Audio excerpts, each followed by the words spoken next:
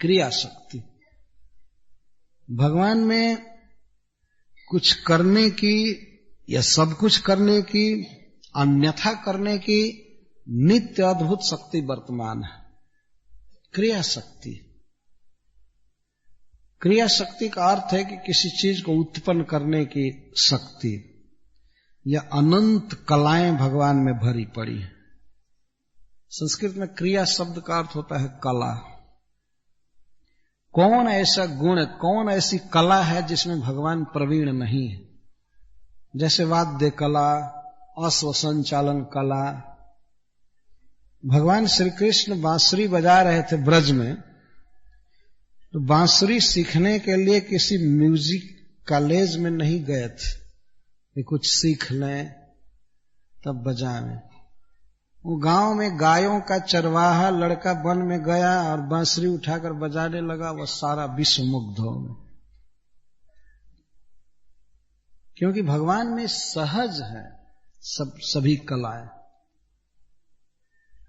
उत्पादन करने की क्षमता, डिजाइन गढ़ने की क्षमता, रंग बनाने की क्षमता। इस पृथ्वी में ही इतना रंग भर दिया है भगवान ने कि कितनी कितनी वस्तुएं उत्पन्न होती हैं कितने रंग की। जैसे देखिए माला है, पृथ्वी से लाल रंग निकल रहा है और उसी के साथ पीला रंग निकलता है एक ही स्थान पर। एक बार गुलाब का पौधा रोपिए, लाल पीला सब खींच लाएगा। ये बसंती रंग खींच लाया है पृथ्वी से, उज्जवल रंग, कई प्रकार के रंग, कई प्रकार के स्वाद, कई प्रकार के आकार।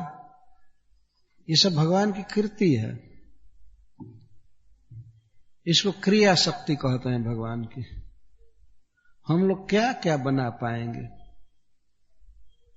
यदि भगवान का रंग न लें और कोई कहे कि आप रंग बनाओ, लेकिन भगवान के द्वारा उत्पन्न की गई किसी वस्तु को नहीं छूना, तो क्या बनाएंगे? कितना कितना डिजाइन, कितना कितना रंग, कितनी कितनी बड़ी बड़ी वस्तुएं आकाश में तैर रही है। छोटी से छोटी वस्तु भगवान बनाए हैं और बड़ी से बड़ी वस्तु, बड़ी से बड़ी वस्तु में पृथ्वी है, सूर्य, चंद्रमा, पर्वत, समुद्र। और छोटी छोटी वस्तु में जैसे मच्छर, चींटी, क्या क्या। मच्छर जो है, मशक, वह भी एक विमान की तरह है, छोटा विमान है और उसमें सीटी भी है, लाइट भी है सब कुछ है और बिना एयरपोर्ट के उतर जाता है, कहीं भी उतर सकता है। क्या मनुष्य इतना छोटा विमान बना सकता है? जैसे कहीं भी अपनी इच्छा के अनुसार उड़े, बैठ जाए। और इतना निर्भय विमान है कि वह राष्ट्रपति के सिर पर भी बैठ सकता है। और खास करके बंगाल में जो मच्छरों की राजधानी है, कोई भी कितना भी बड़ा व्यक्ति हो, लेकिन मच्छर उसके सिर पर बैठने में और उसका खून खींचने में संकोच नहीं करेगा। ये भगवान की सृष्टि देखी, छोटी से छोटी चीज बनाए और सूर्य जैसा बड़ा विमान भी बनाए। इसको क्रिया शक्ति कहते हैं, कुशलता, निपुणता, किसी भी विषय में दक्ष। मनुष्य विद्युत बनाया है, बल्ब, लालटेन और गैस, क्या क्या। अगर दुनिया में सारे दीपक को जोड़ा जाए कितने होंगे? ये कोटि कोटि बल्ब, कोटि कोटि दीपक हो जाएंगे, फिर भी रात नहीं जाती है। रात में अंधकार ज्यों का त्यों रह जाता है। इतना मनुष्य अपने को एडवांस मान रहा है। और कहीं मान लीजिए बिजली जला दिया, बल्ब, और 1 किलोमीटर में प्रकाश चला गया तो कहता है वाह, कमाल कर दिया, कमाल कर दिया है, कितना बड़ा बल्ब जला दिया। और ये कितना, एक बल्ब जला है ना, सूरज नामक एक बल्ब जल रहा और पूरा विश्व आलोकित। क्या इसको देख करके विष्णु को नमस्कार नहीं करना चाहिए? बताइए। इसको क्रिया शक्ति कहते हैं। और वहां तक कोई पेट्रोल नहीं पहुंचाया जा रहा है, तो बिजली के खंभे नहीं खींच करके वहां तक ले गए, कोई कनेक्शन नहीं है, स्थिति एक समान है। ऐसा नहीं है कि कुछ दिन के बाद तेल घट जाएगा, सूरज ठंडा हो जाएगा। आजकल के मूर्ख लोग वैज्ञानिक क्या कहते हैं, सूरज ठंडा हो रहा है, कुछ उपाय करना पड़ेगा। कहीं सूरज ठंडा हो गया तो प्रकाश और ताप की व्यवस्था कौन करेगा? ठंडा हो रहा है, ठंडा तुम्हारा दिमाग है कि सूरज ठंडा हो रहा है। एक बार वैज्ञानिकों ने खूब ऐसा कहा था, मैं एक पत्रिका में पढ़ा था, सूरज ठंडा हो रहा है,